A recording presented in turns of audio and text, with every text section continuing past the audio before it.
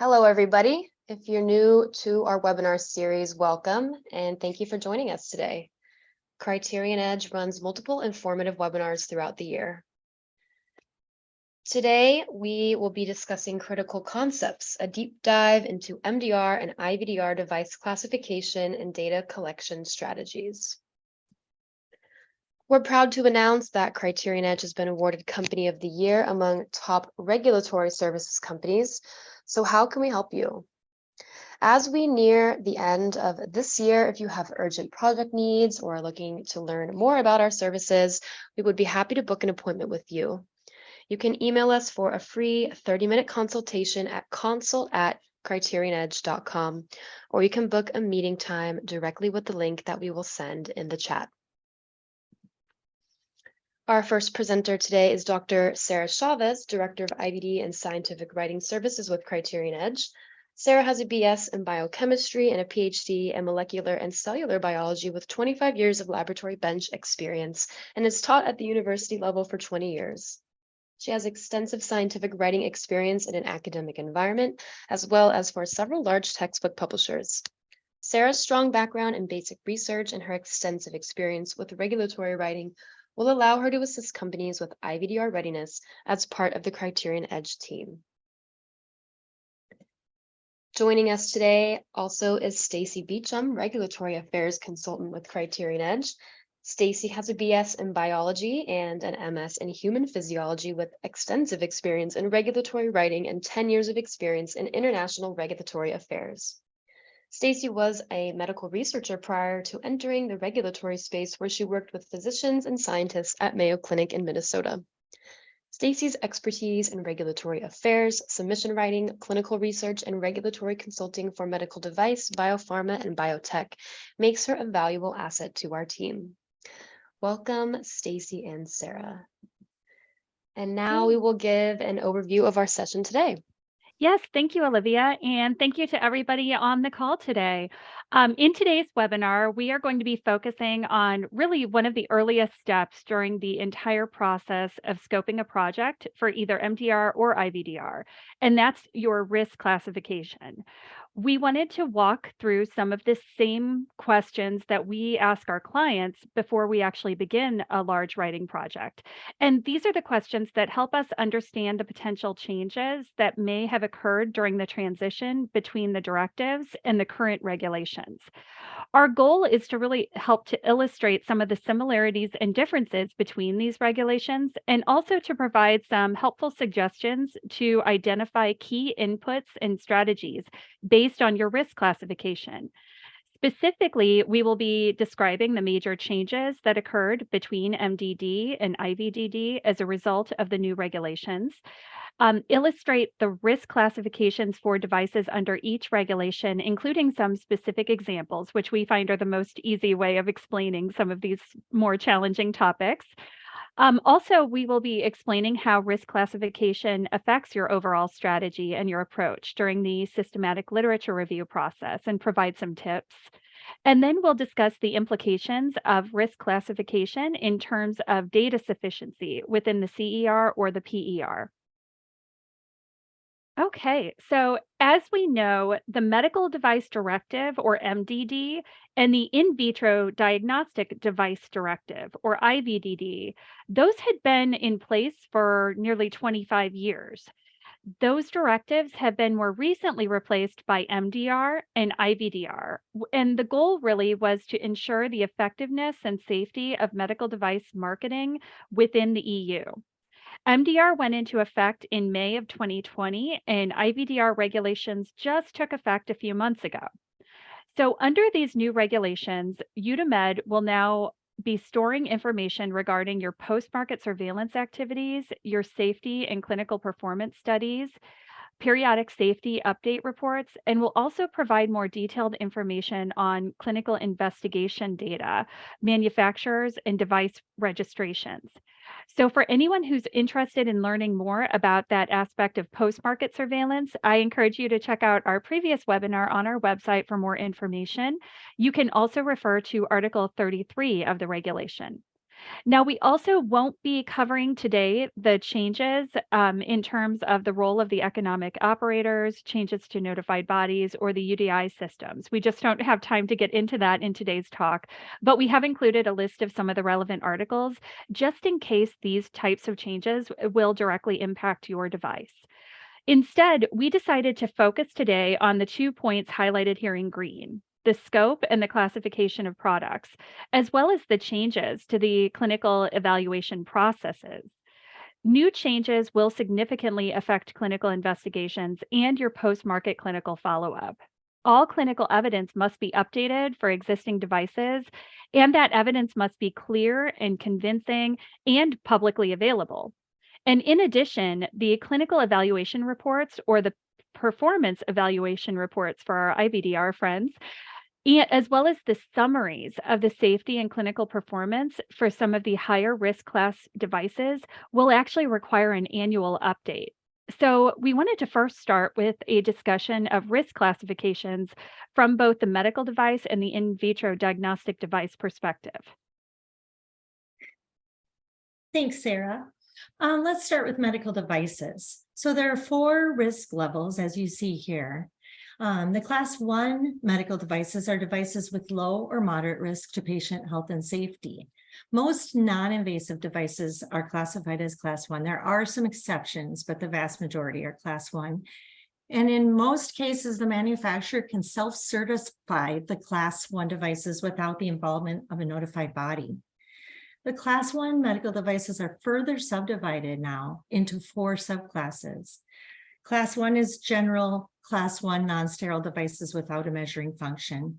But then there's class 1S for sterile devices, class 1M for devices with a measuring function, and class 1R for reprocessed or reused products. So those are new to the regulations.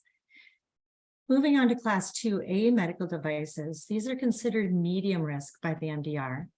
The notified body certifies this class of medical devices through a conformity assessment. And some examples of class 2 devices, 2A devices, would be like dental fillings, surgical clamps, or tubing. Class 2B medical devices are considered medium to high risk under the MDR. They also require a conformity assessment by a notified body.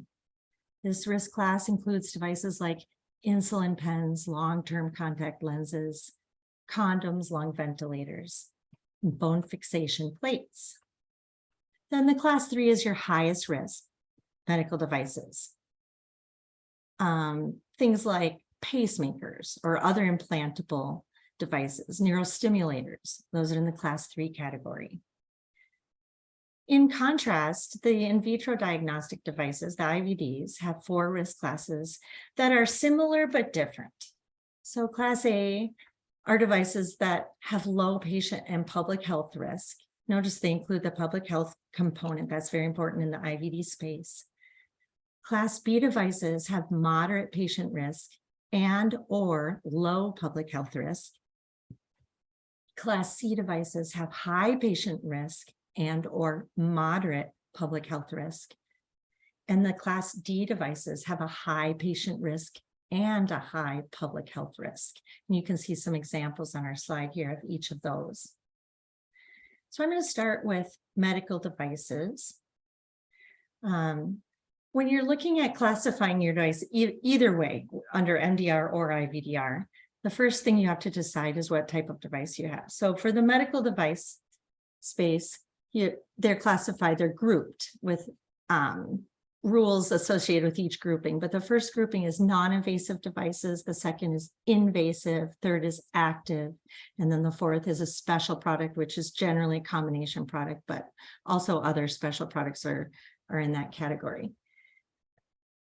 So moving on, let's talk about non-invasive medical devices. So rules 1 through 4 apply to these devices. Most non-invasive devices are class 1, but if they fall into the rule 2 through 4, if they follow these rules, they are the exception. So for example, non-invasive devices that store or transport any body fluids, organs, tissues, cells, organ parts, liquids, gases, If they're connected to an active medical device, they're considered class 3.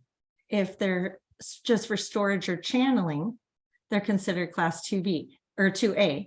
And if they're a blood bag, they're considered class 2B. So it's really important to go through the exercise of reading all of the rules carefully and making sure that you know where your device falls. Rule 3 involves non-invasive devices that are intended to modify biologically or chemically any tissues, organs, or cells. And then rule 4, I know it's really confusing, all these words, and that's why it's important to revisit it. And we'll, of course, leave links to these rules at the end of the presentation or in the Q&A. Rule 4 are all non-invasive and invasive devices. So that's a key point to this, that come in contact with injured skin or mucous membranes. So all non-invasive devices that come in contact with injured skin and mucous membrane, but also invasive devices that do the same. In the next slide here, we can see that invasive medical devices follow rules 5 through 8. They're separated by non-surgical use, surgical transient use, surgical short-term use, and implantable or surgical long-term use. There are exceptions, of course, in each of these categories. They're, again, important to use that link we have at the bottom of the slide here and really review those.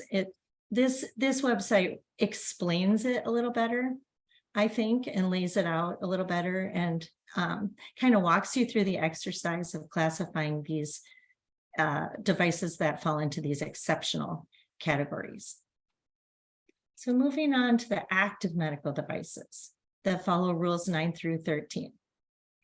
We have active therapeutic in rule 9. We have active diagnostic or monitoring devices in rule 10. And of course, they have the ionizing radiation factor included in that rule as well. And rule 11 is complicated. I think Sarah's going to touch on it later in the IVD space, but software that's intended to provide information that is used to make decisions with diagnosis or therapeutic purposes. And then in the second part of that phrase, therapeutic purposes, that would be a medical device. Any medical devices from class 1 through class 3 that use this type of software would fall under rule 11. The diagnostic piece is a little bit of a gray area. It kind of bridges over into the IVD space, just depending on what kind of device you have. So these are considerations that are laid out, I think, and discussed a little bit further in the regulations, both the MDR and the IVDR. But the MDCG guidance is important too, because it further explains some of these exceptions and some of these if-then situations. Rule 12 pertains to active devices that are intended to administer and or remove medicinal products, body liquids, or other substances, other liquids or gases. And then rule 13 encompasses all other active devices. Another caveat is that in MDR Article 2, where all the definitions live, it states that software is considered an active device across the board. We know that there are exceptions to that rule, but it's good to keep in mind that generally speaking, software is considered an active device. One more thing on this slide. How do we define an active device? Well, MDR Article 2 defines it as any device, the operation of which depends on a source of energy other than that generated by the human body for that purpose or by gravity, and which acts by changing the density of or converting that energy. Long drawn out definition there. We have to read a few times. The second part of it is devices intended to transmit energy, substances, or other elements between an active device and the patient without any significant change shall not be deemed active devices. There again, some consideration for your active versus non-active and borderline devices there. Good to consult the guidance and also the regulations, and maybe even ask your notified body if you're not sure, because there are a lot of questions around this, and the notified bodies understand that not everyone can make that determination on their own without help. Okay, Olivia, if we can move on to the next slide, please. We're going to discuss special medical devices that fall under rules 14 through 22. So those are devices that are incorporating a medical substance, including blood or plasma, contraceptive devices, special disinfectants and cleaning agents and rinsing devices, devices specifically intended for recording diagnostic images generated by X-rays machines. Rule 18 is for devices utilizing non-viable tissues or cells of human origin or tissues of animals or derivatives. We know there's a lot of that in the medical space these days. Rule 19 involves devices incorporating or consisting of nanomaterials. Rule 20 involves invasive devices with respect to body orifices to administer medicinal products by inhalation. So gases and things like that. Rule 21 involves substances or combinations of substances intended to enter the human body via a body orifice, or that are applied to the skin and are wholly absorbed. So there again, many caveats there. And then finally, Rule 22 involves active therapeutic devices with an integrated or incorporated diagnostic function that significantly determines the patient management. There again, we're now bridging into the diagnostic space. So those determinations are very important between the medical device and the in vitro devices. And now Sarah will discuss some of the risk classification implications from an IVDR perspective. Okay, thank you, Stacy. So we can learn a lot about the risk classifications based on what we've learned from the medical device regulations. And one of the first pieces of information that came out regarding these borderline products was published just recently, just last month, actually. And this was widely anticipated. Everyone was hoping to gain more clarity as to borderline classification for medical devices and IVD devices. So borderline products are subject to regulation, and those that are falling outside of the scope that is included within that Article 4 of the MDR or Article 3 of the IVDR are really what they were hoping to address with this recent update. However, as you can see here, there are going to be certain sections that are blank, and we expect that they will be populated when cases are finalized in the next few months. So while these applicable regulations will provide that once it's determined that a product is a medical device or an in vitro diagnostic device, that's when you should perform a risk classification and assign the correct risk class. But the definitions they acknowledge are quite complicated in some cases. So by publishing this update on borderline classifications, one of the main pieces of clarity that we gained were how to when you have a device that may fall under MDR or the IVDR, the product should be qualified as a medical device. So go with MDR. But of course, many of these sections remain blank and additional guidance is still pending.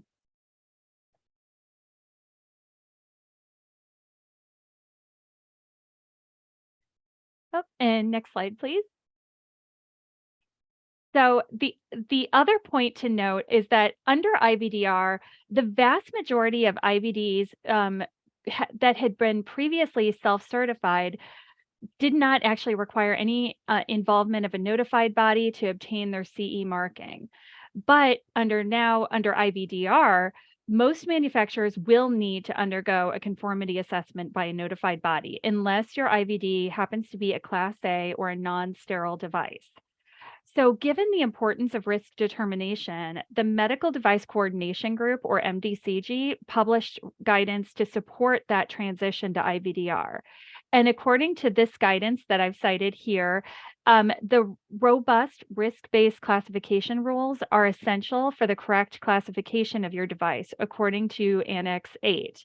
And we actually had a question in the chat about whether or not these classifications for IVD are similar to what we see with FDA. And in essence, they are, in that they classify them along a continuum. You have low risk, moderate risk, or high risk.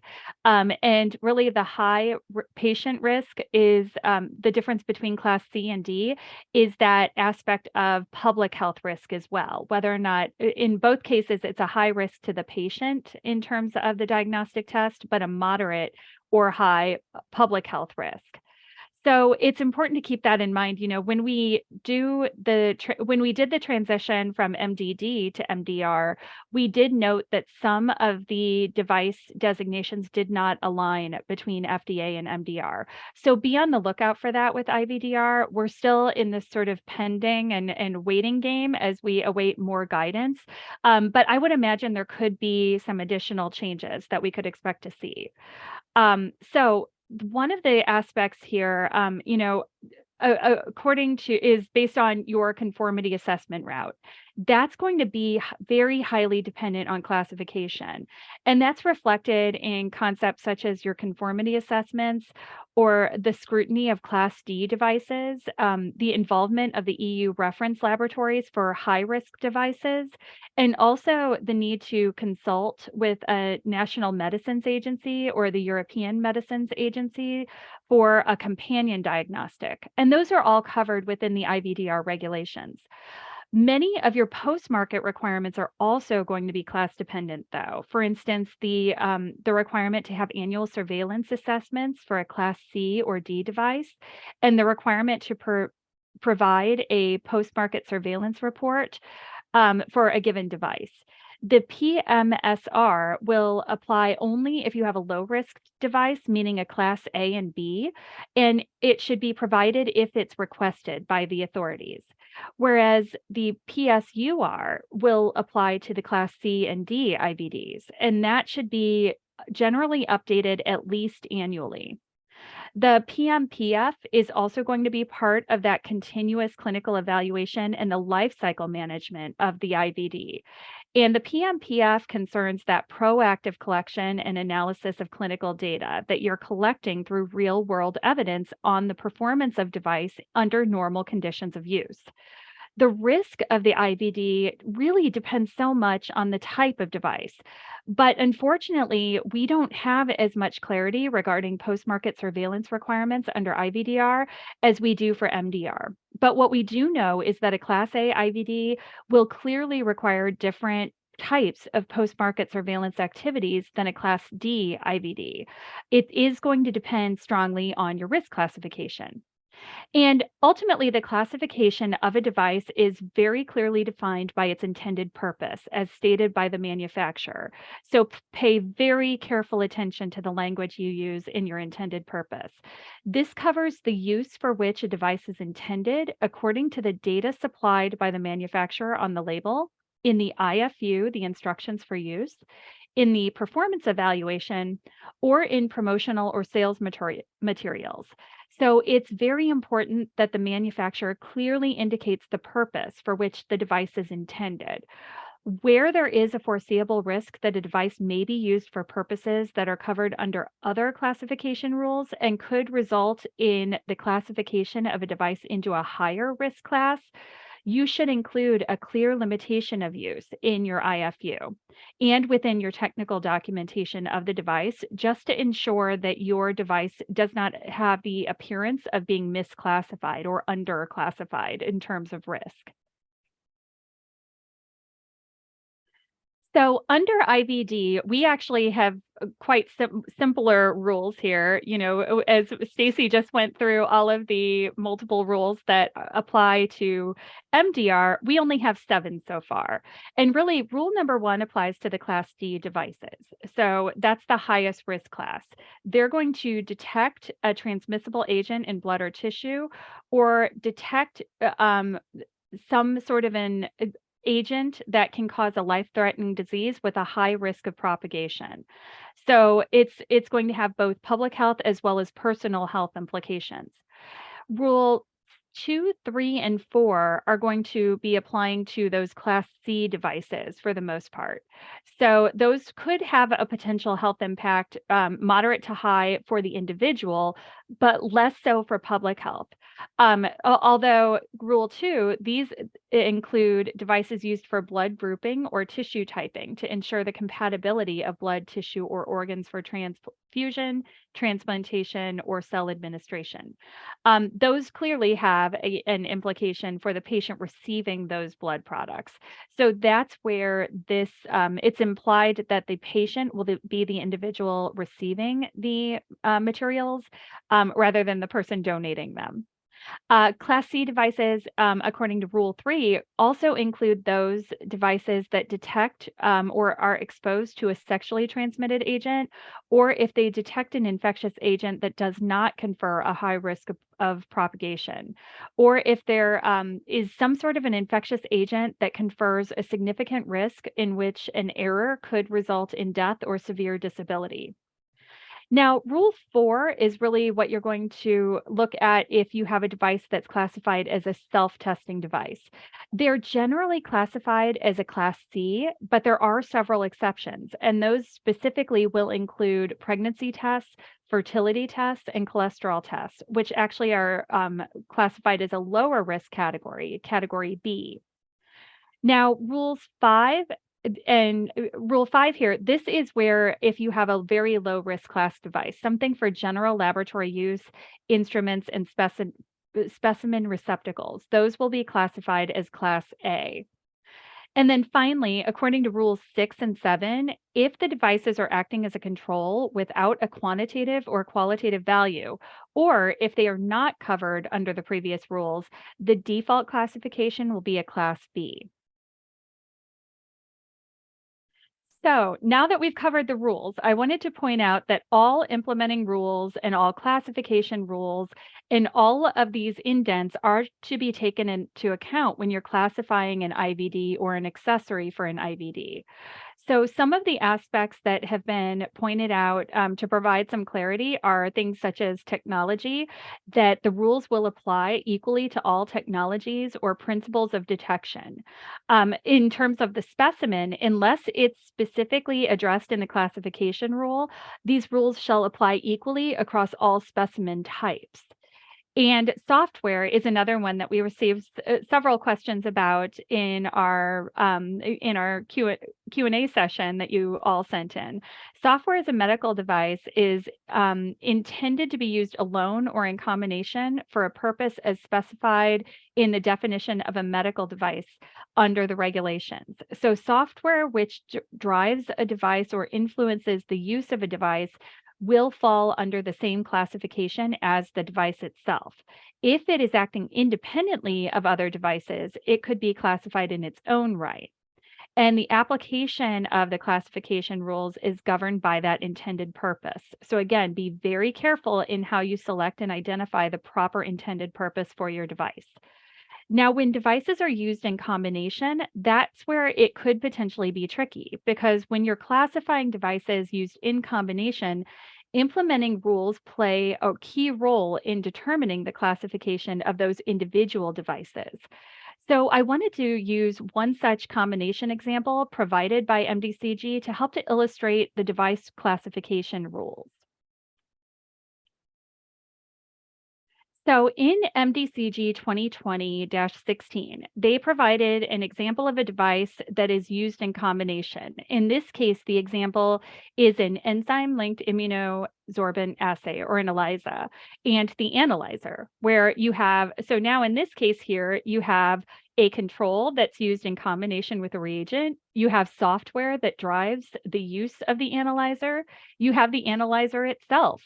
You also have the analyte that is being actually detected, the kit that is the original IVD. So there are actually multiple IVDs at play within this combination here.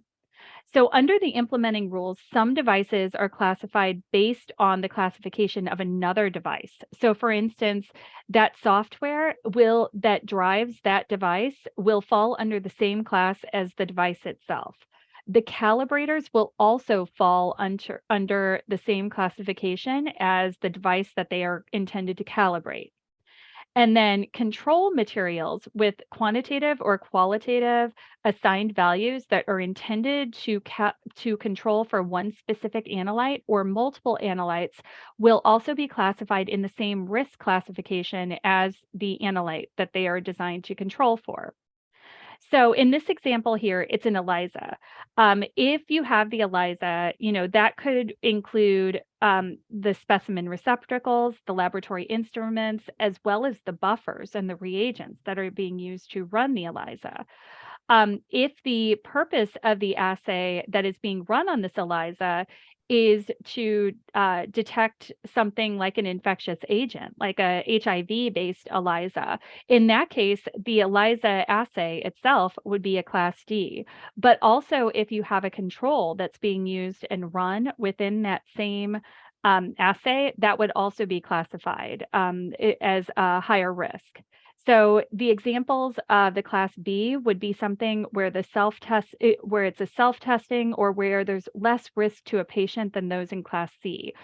You generally wouldn't have an ELISA that's being used for a self-testing purpose, but this could include things like pregnancy tests or cholesterol tests that can be done at point of care.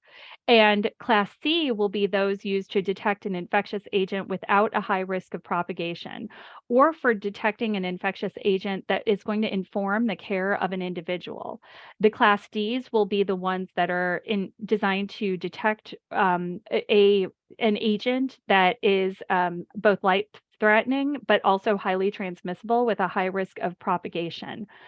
So we thought we would conclude the webinar today before we get into exact questions that were provided with a discussion of some of the steps that you can take based on these risk classifications to tailor your data collection strategies and hopefully help to simplify some of these very complex rules.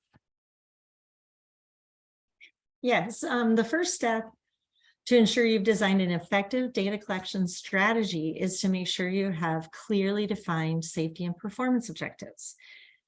These will obviously vary from one device to the next, and often the objectives are directly related to the risk level of the device. For example, glasses would be a Class 1 medical device.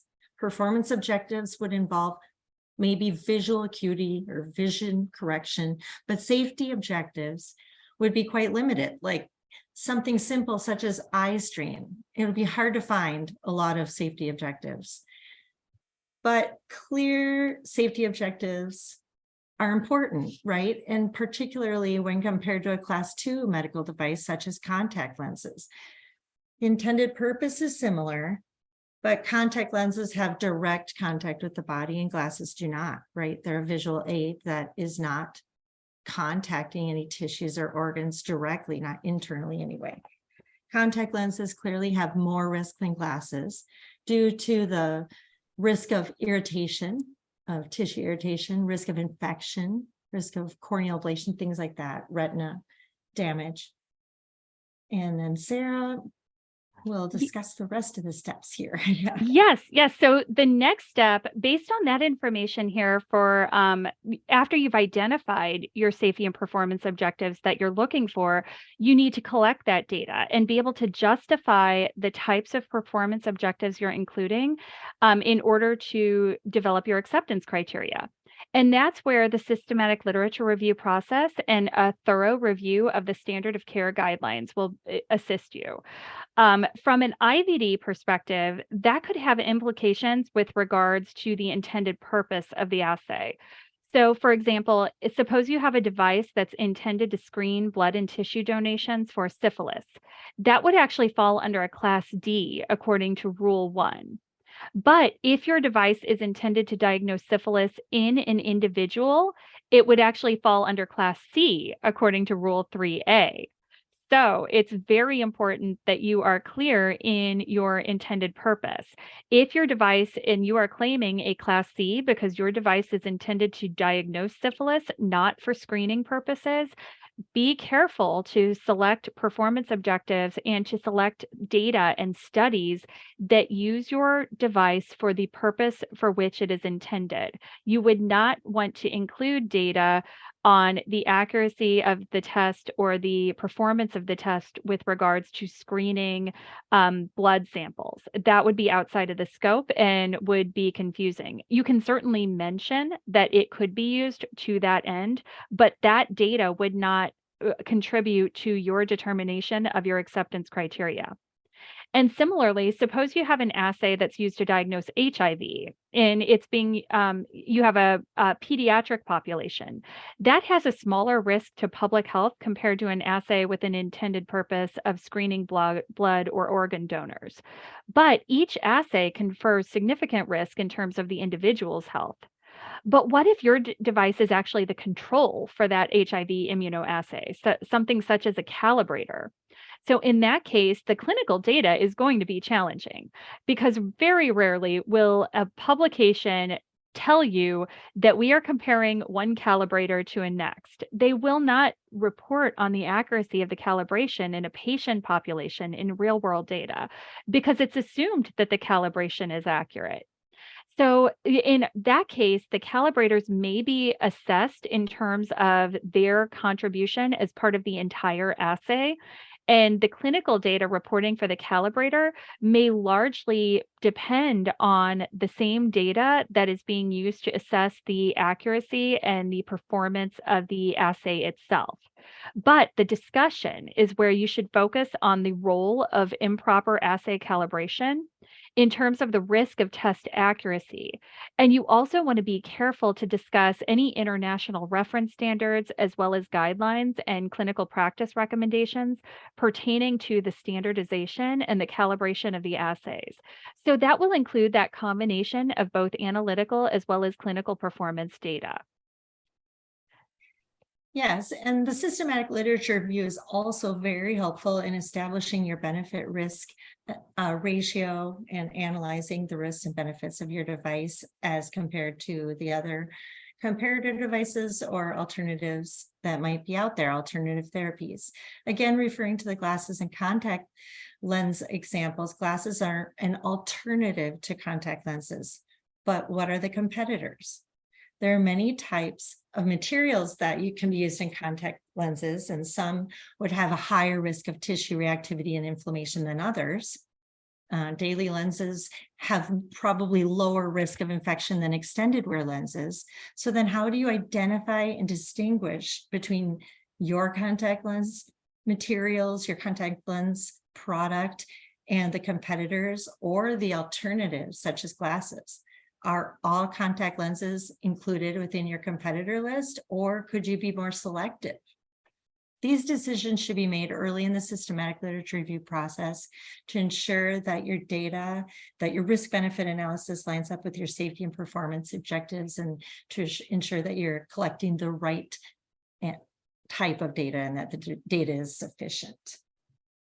Yes, and this is ultimately why it's very important to have that state-of-the-art search done early in the process. And often we will help clients both in MDR and IVDR with running the state-of-the-art search prior to even running some of the competitor searches, because it does help you have a very thorough understanding of where your device sits within the therapeutic or diagnostic landscape. So be prepared to evaluate your device compared to that state of the art. You are expected to make those connections between the data that you have identified and to draw conclusions regarding that data. That's one of the most common gaps that we see actually, is where the data is there, but there are no conclusions. The notified body is not going to make those conclusions for you. State what the data is actually telling you. Don't expect them to extrapolate that information. And perhaps your device winds up not being the most sensitive assay out there, but it could still provide other particular benefits. Maybe it's a point of care assay, or maybe it can be used on dried blood spots to diagnose HIV rather than using fresh blood samples. That is an advantage. That is a benefit. And that could provide an advantage over the more sensitive assays that required specialized equipment and resources. So, can you justify that risk benefit ratio? Are these individuals who may be at a higher risk of a false positive or a false negative test result? Perhaps, but would they have been tested otherwise if your test was not available? Possibly not. If there are gaps in terms of the data and your intended purpose, be prepared to address those. If your intended purpose includes pediatric and adult populations, but you have only captured data for adult populations, address that limitation directly. Or perhaps that you found that your device or your competitors are actually being used for an off-label purpose that's actually outside of the scope of your intended purpose, such as screening for blood or organ donors. Is that an emerging trend that you should start to monitor? And, perhaps, but expanding your indications can and will have implications in terms of your risk classifications. If you were one of those syphilis assays, that would mean changing your assay if you are classified as a class C for diagnostic purposes to where now you can be used for screening. Now you have jumped to a class D risk class. So changing your intended purpose has important implications for risk, but it also has implications in terms of the need for future clinical studies. So some assays may be used for the purpose of diagnosis in one population or sample type. Maybe it's being used in blood and they're investigating whether or not it could also be used for cerebral spinal fluid. But is being more, maybe it's being used more frequently in a new indication. That's a scenario where by doing this objective systematic literature review, you will start to capture that trend in your competitor data. And you'll start to recognize where there may be a need for future additional clinical studies that could potentially allow you to expand your intended purpose in the future. But be prepared that you may be jumping from one risk classification to a higher risk.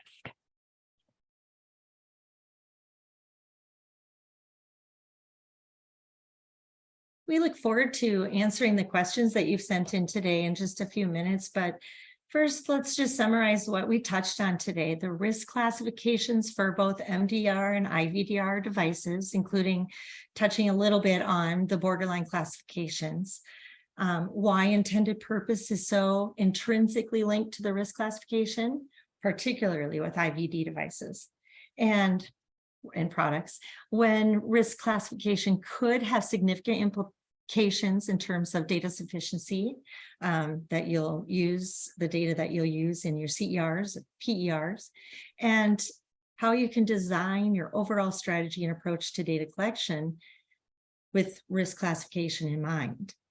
So we have several questions that we would like to, that we received today, and we're hoping to answer a good handful of them. So let's proceed to those. All right, let's get to our first question. Our first question today is from Saji. Does classification affect the need or quality of safety and performance endpoints?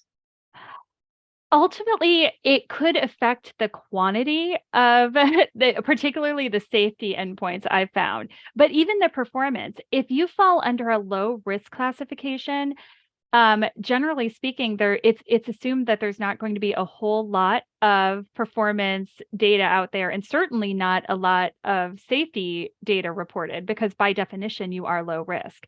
That doesn't mean you are off the hook for looking for it, though.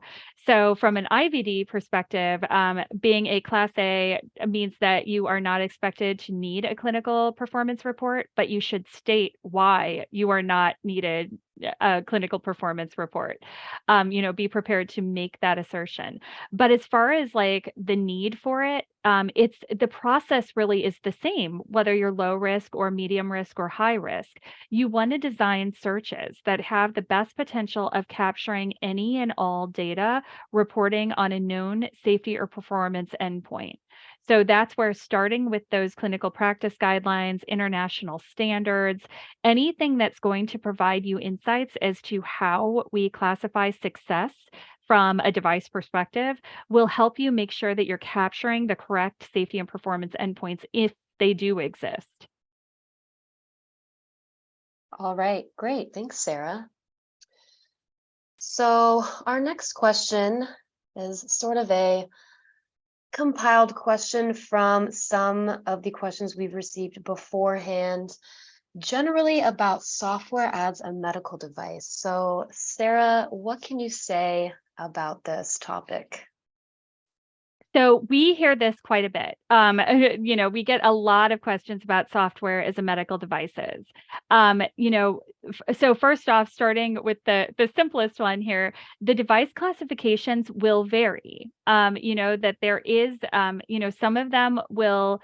Very few of the medical device software products can be classified as a class 1, but some may be able to. It really depends on your specific device and its purpose.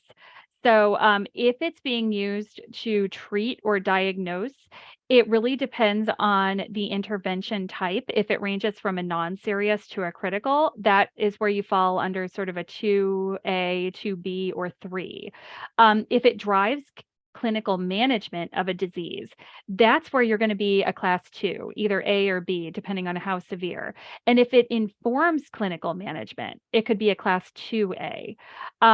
But really, when you're looking at these, whether or not the regulators will allow low-risk MDs with software to remain class 1, that is something that you need to really be careful with what is the intended purpose, because that's often where it's going to push you into that class 2 range, where that seems to be where the vast majority of softwares are falling.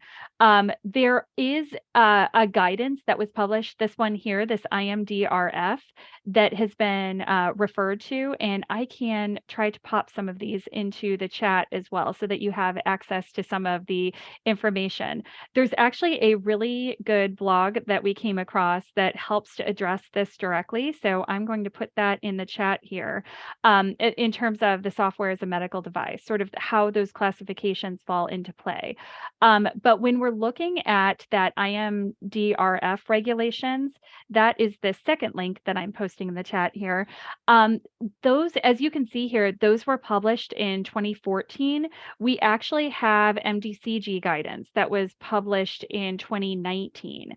So while the IMDRF guidance is helpful, I would definitely advise you to consult the most recent guidance. In some cases, it will provide additional clarity regarding some of these sort of judgment calls, but it also helps to really more clearly define what it takes to be able to claim that you are still a class 1.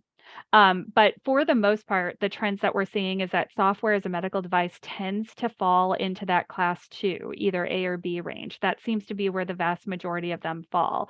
That MDR Rule 11 is where you're going to look. That was the one that was put out in 2017. And that tells you sort of the basics of what would constitute a class 2 versus jumping up to a class 3. If there's a chance of death or irreversible deterioration of health, that's really what pushes you into that class 3. So really, very, very few of the software devices will be classified as a class 1 under the current MDR regulations. I agree, Sarah. And I've had a recent experience, in fact, with device software that was really intended only to store patient data. And we thought for sure that should be in class 1, but we got feedback from the notified body that it was indeed class 2 due to the connectivity and cybersecurity risk. So there are all kinds of caveats, and it's just really good to consult that guidance that's recently been published and just make sure that you're aligned.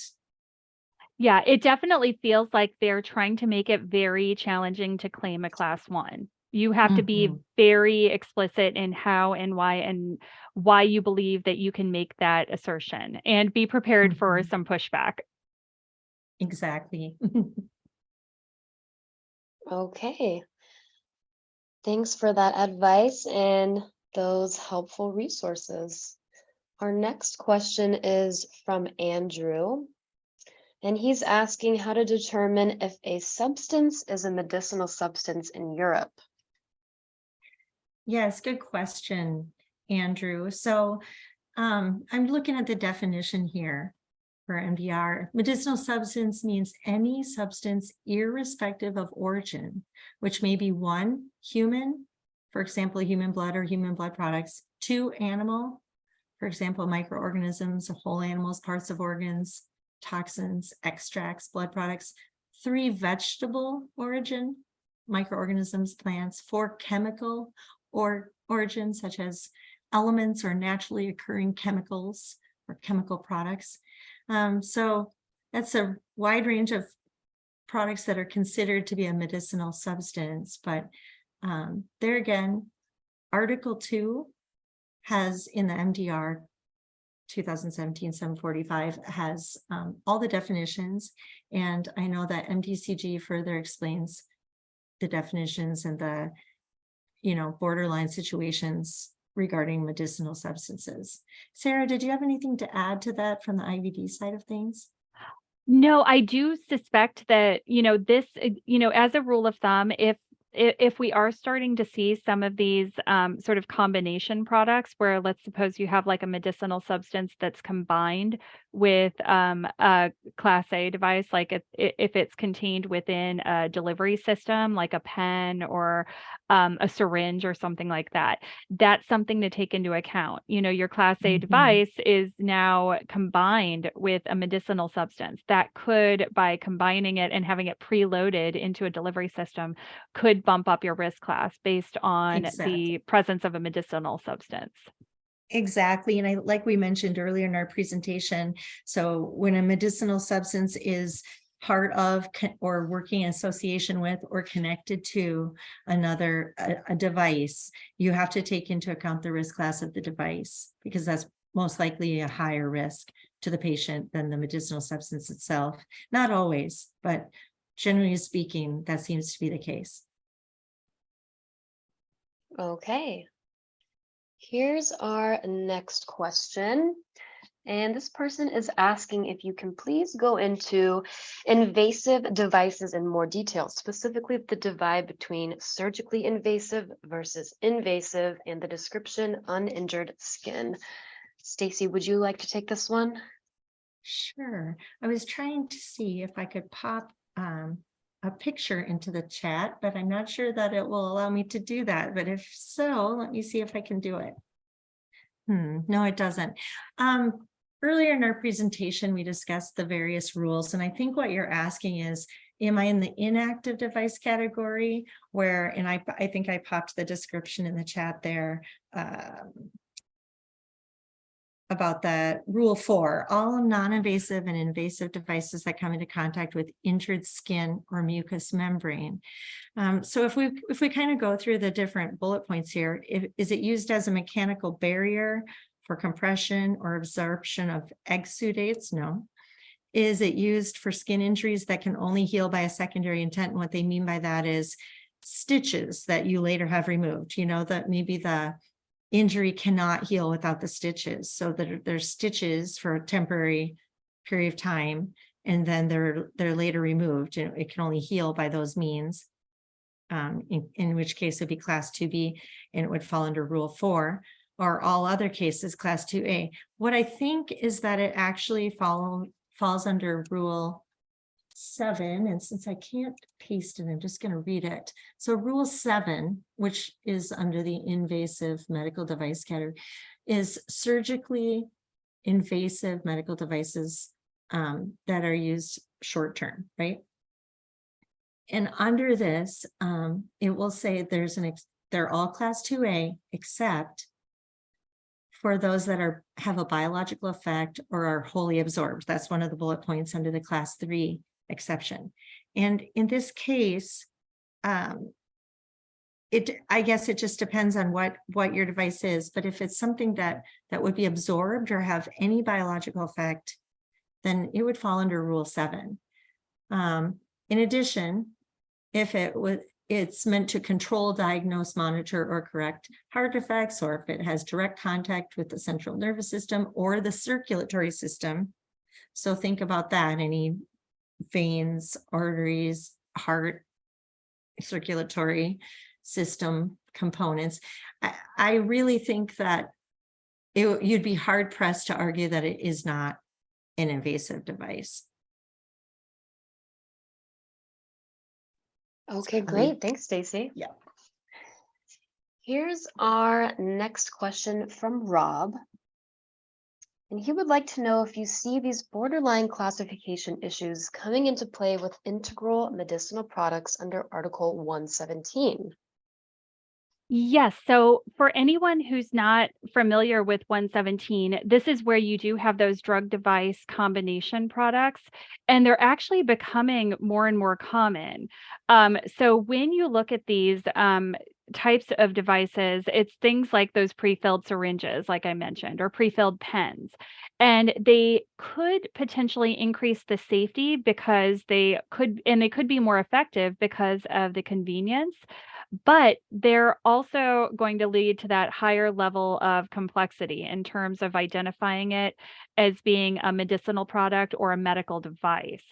So if it's co-packaged, it would be potentially classified as one of these combination devices. So if it is a device plus a drug, that's being used in combination, again, it could and likely will fall under medical device, which would require a CE marking.